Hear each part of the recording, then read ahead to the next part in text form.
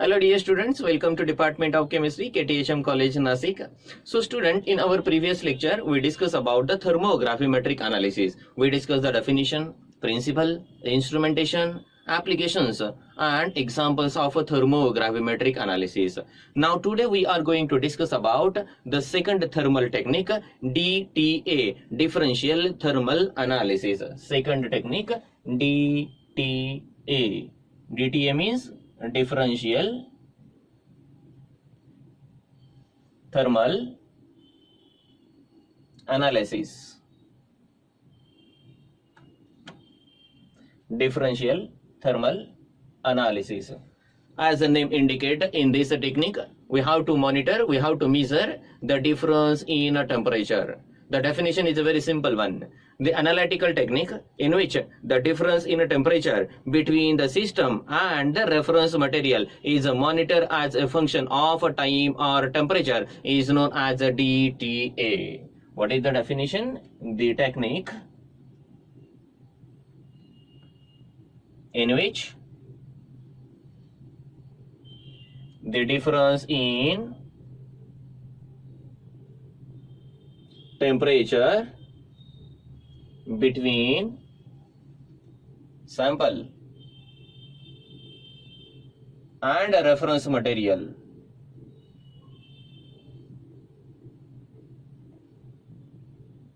is monitored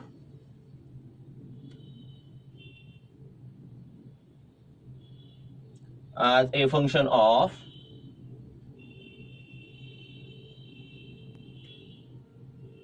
time or temperature. Is monitored as a function of time or temperature.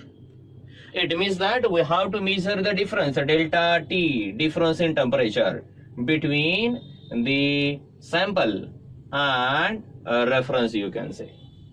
Here TS is nothing but the temperature of the sample and TR is the temperature of a reference. We have to measure the difference in temperature. Now we'll move towards the principle of this technique.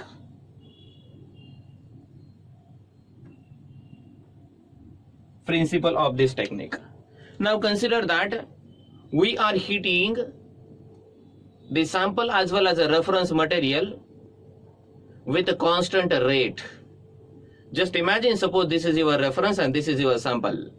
When we heat the reference as well as the sample simultaneously with a constant rate, the temperature of both the reference as well as the sample increases up to the certain limit. But after a certain limit, what happens? Our reference material is already stable at a higher temperature. So the temperature of a reference material increases progressively. But our sample is not thermally stable. Some changes will take place. Some chemical reactions, some physical changes will take place in the sample. And these physical or chemical changes will causes a difference in temperature. For example, sometime melting of the solid may take place. Sometime fusion may take place. Sometime dehydration may take place. And obviously you know that during all these processes, either melting, either fusion, either dehydration, energy is required. It means that whatever the temperature we are providing to the sample material is utilized to do certain process, maybe the physical or chemical process. We will take an example of the melting. When we are heating both the reference material as well as the sample simultaneously with the constant rate, the temperature of the reference material increases progressively. But after a certain time, there is a melting of the substance or sample. And during this melting, some heat will be absorbed. And therefore, the temperature of the sample becomes lower than the reference material. So temperature difference is observed over here. Such a temperature difference is monitored. It was the case of the melting. Sometime dehydration may be there. Sometime oxidation may be there. Some processes exothermic or some processes are endothermic. Depending upon that, the temperature may be the positive or negative one. Am I right? If the process is endothermic, then the temperature of the sample will be the less than the temperature of the reference. Temperature of the sample will be the less than the temperature of the reference. And if the temperature of the sample is less than the temperature of the reference, then the difference between Ts and Tr becomes a -1. The difference between the temperature of the sample and reference becomes a -1 because the process is endothermic. My intention is to tell you that in an endothermic process,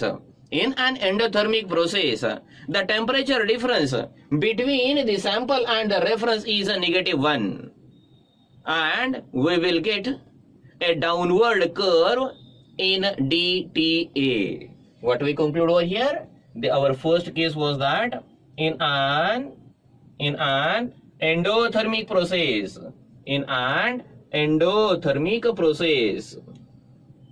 which are the endothermic process? For example, melting is an endothermic melting process. Then dehydration, it is also endothermic process.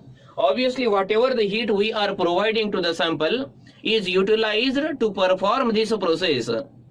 Mind well, in that case, the temperature remains constant because whatever the heat we are providing to the material is used to do the process.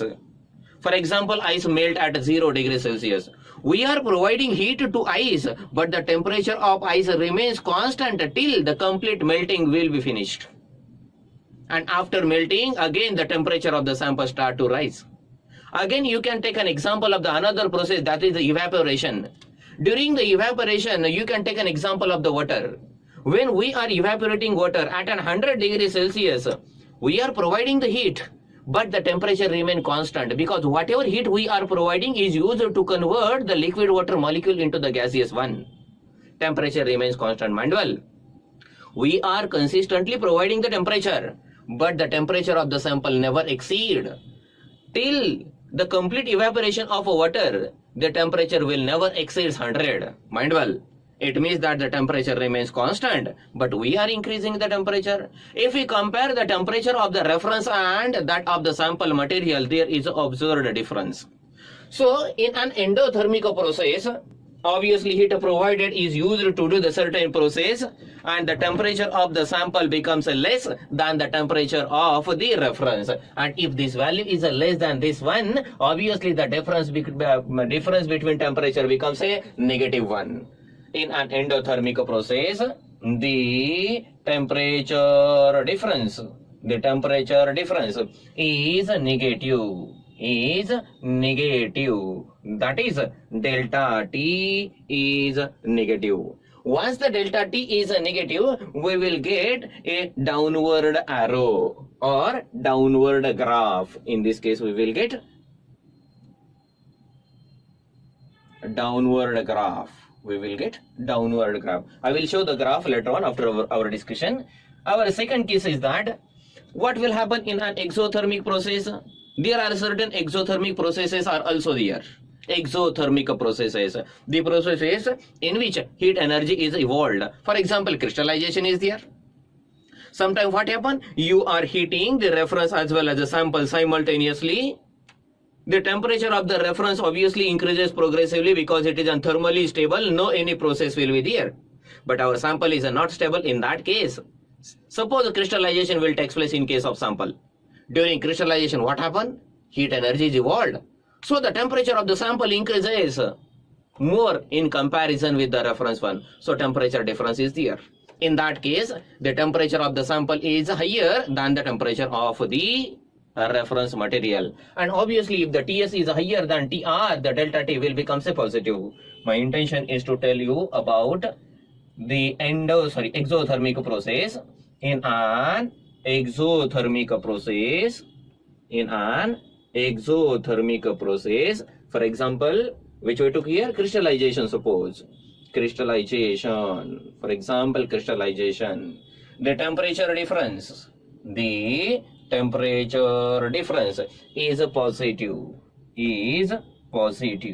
Temperature difference is positive. That is, delta T is equal to +1. And in this case, we will get upward arrow.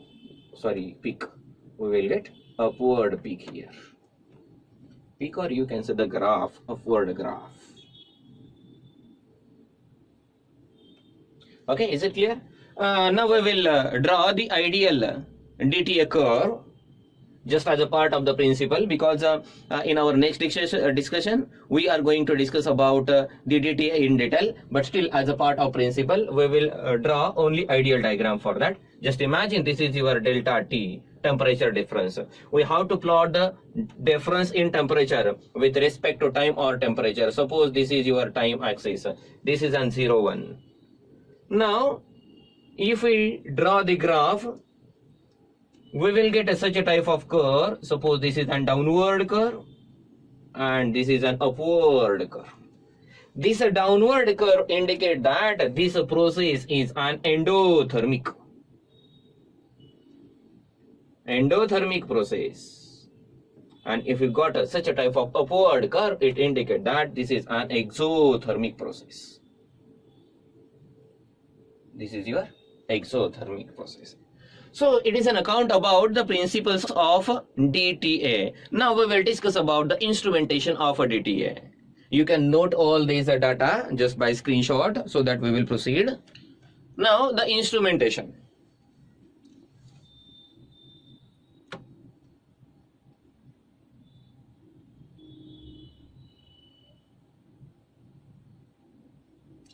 As far as the discussion about the principle, in an DTA, we have to heat both the sample as well as the reference material simultaneously under identical condition. So it consists of one furnace. Suppose this is our furnace.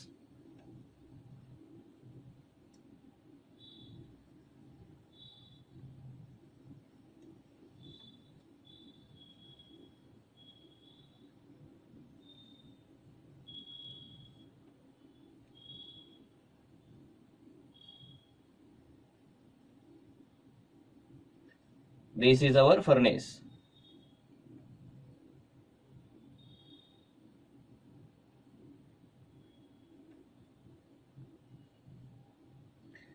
The furnace consists of two sample holders, identical sample holders you can say.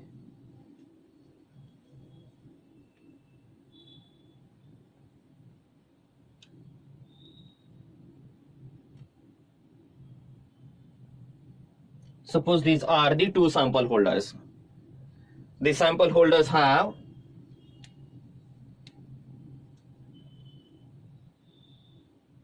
one important device attached to its bottom.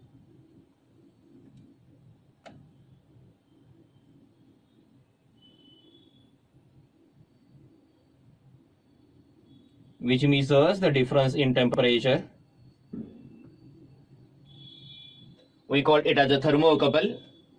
More especially, we will call it as a differential thermocouple. The differential thermocouple is next to that attached to the amplifier, which amplifies the signal or the result whatever coming from the sample. This is your amplifier. Amplifier will provide the signal to the recorder. This is your recorder.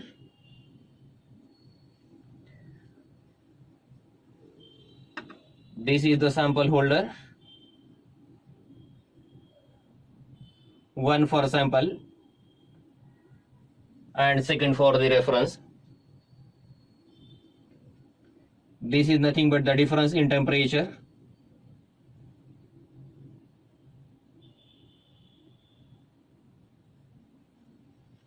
This is your differential thermocouple.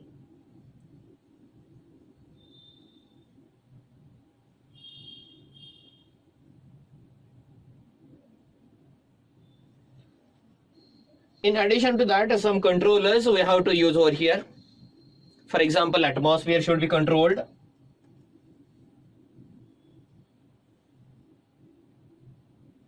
And therefore this furnace is attached with atmosphere controller.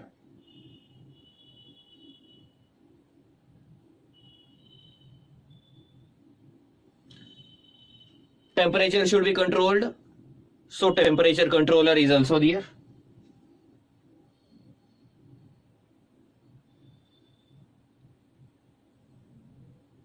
Suppose this is our temperature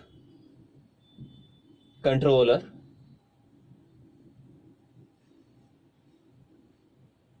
And in some cases,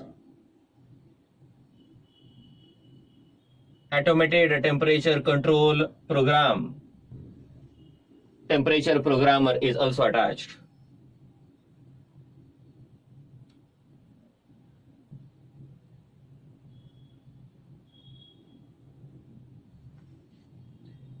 So this is an instrumental components. So we will discuss all these components, important components, one by one. First of all, we will start with the sample holder. Our first component is sample holder.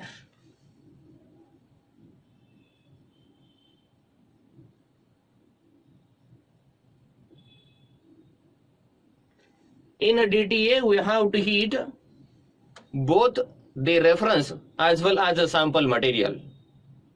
And therefore, the two identical sample holders are placed in the furnace. The sample holder should be inert towards the reactant as well as the product in a various temperature range. The two sample holders are placed, two sample holders are placed in the furnace. Important condition is that the sample holder should be inert towards the product as well as a reactant at a various temperature range. It should be inert towards a reactant and a product at a various range of a temperature. If you think about the capacity in DTA, very small sample is required for their analysis. So 0.1 to 10 milligram sample is sufficient. So the capacity of the sample holder is around 0.1 to 10 milligram. Capacity of a sample holder is 0.1 to 10 milligram sample is required for their analysis. Here we have to just measure the temperature. So the shape and size of the sample holder is a deep crucible type. Probably deep crucible type sample holder is preferred here. If we think about the make or the material by which the sample holder is made, both the metallic as well as a non-metallic material can be used for their preparation. Both metallic as well as non-metallic materials used. So it was the important thing related to the sample holder. Next component is the furnace. This is your furnace. So the second one is a furnace.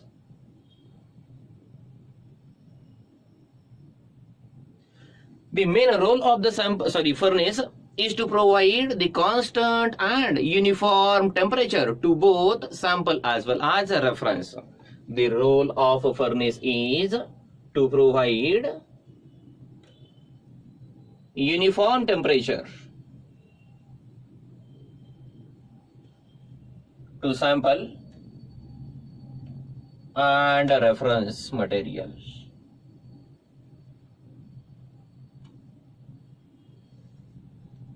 Uniform temperature provider, we can say that.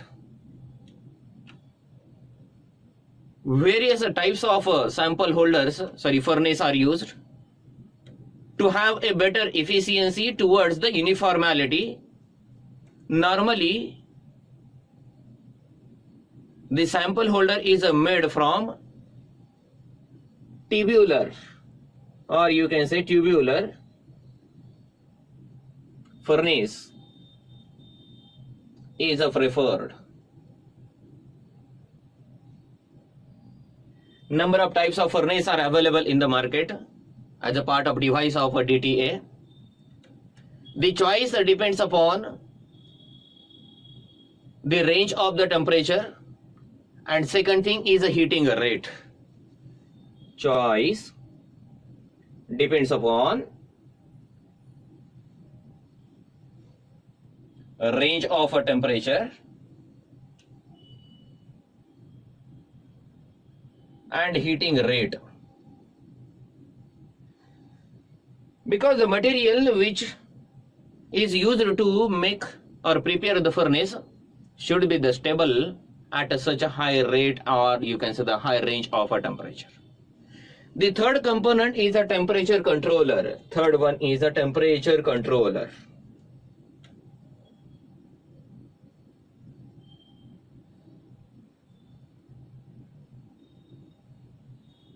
Temperature controller. The role of the temperature controller is to control the temperature of a sample holder. Simple one. What is the role of temperature controller? To control the temperature of sample holder. Temperature controller controls the temperature of sample holders. The temperature controller has three important devices. The first device is the sensor. First device is sensor. What is the role of sensor? Sensor just senses the temperature of the sample holder. It senses, or you can say the record, the temperature of sample holder. The second device of a temperature controller is the heater. Heater. Heater heat the sample holder to increase the temperature. It heat the sample holder. And third important device of the temperature controller is the control element. Is the control element.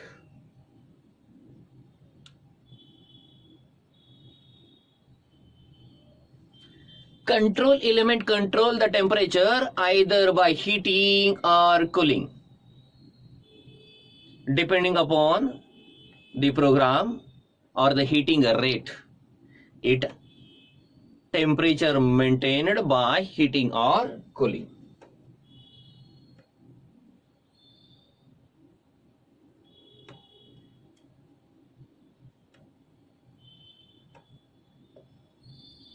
Heating or cooling. In order to control the temperature, various types of temperature controllers are used. The first important temperature controller is an on-off controller. Different types of controllers are used. The first one is on-off controller. It's a simple one. On-off controller means what? If you want to heat, we have to on it. If you want to drop down the temperature, we have to off it. But in this case, there is a sudden change in electric current, and therefore it may causes an electrical interference in our DTA curve, because we have to on off the device as per desire, as per requirement.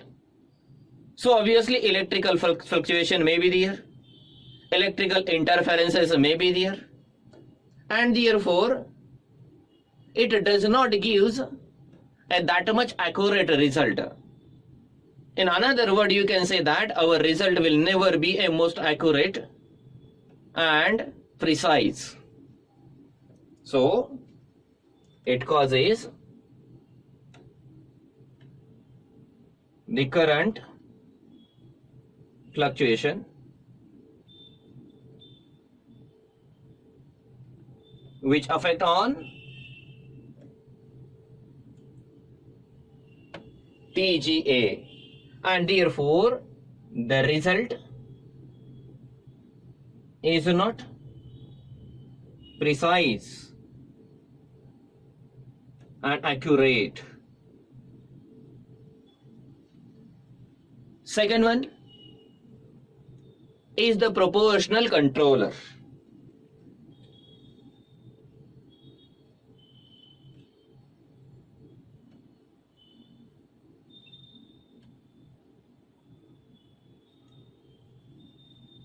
Proportional controller. In an proportional controller, there is increase or decrease in heating rate or temperature progressively, and therefore it gives a more precise and accurate result. So it gives more precise and accurate result.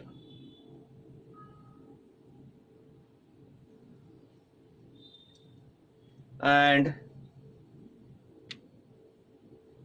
the next important component is the temperature programmer, which is kept over here. Instead of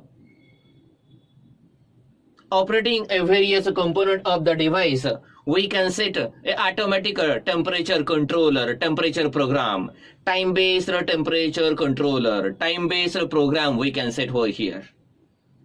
The temperature increases or decreases automatically as per as the desired program in the device.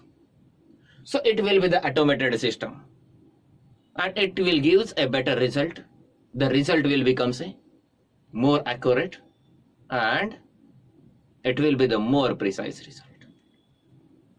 So it was an account about the instrumentation of DTA. Most important thing is the temperature measuring device, that is the differential thermocouple. In this diagram, the sample holder is in contact with the thermocouple, differential thermocouple, and this is an key step, or you can say the key operation in a DTA, obviously, as per as our discussion. And therefore there are two types of DTA techniques. The first DTA technique is known as heat flux DTA, and second is a classical DTA. Two types of DTAs are there. One is nothing but the heat flux DTA, and second type of DTA is classical DTA. In an heat flux DTA, the thermocouple is in contact with the sample directly. It means that the thermocouple is placed inside the sample or inside the sample holder. Thermocouple is placed inside the sample holder. So it is directly in contact with the sample. And obviously, as it is in direct contact with the sample, it will measure the temperature very accurately. It means, in the first case, the thermocouple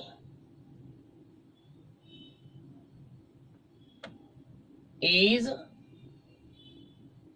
present inside the sample holder. And in classical DTA, the thermocouple is placed outside the sample holder. Thermocouple is placed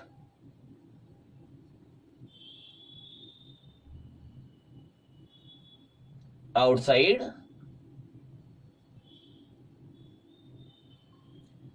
the sample holder. So these are the two types of a DTA. So students, in this lecture we will stop here. In our next lecture, we will discuss about the DTA curve in detail. Thank you very much.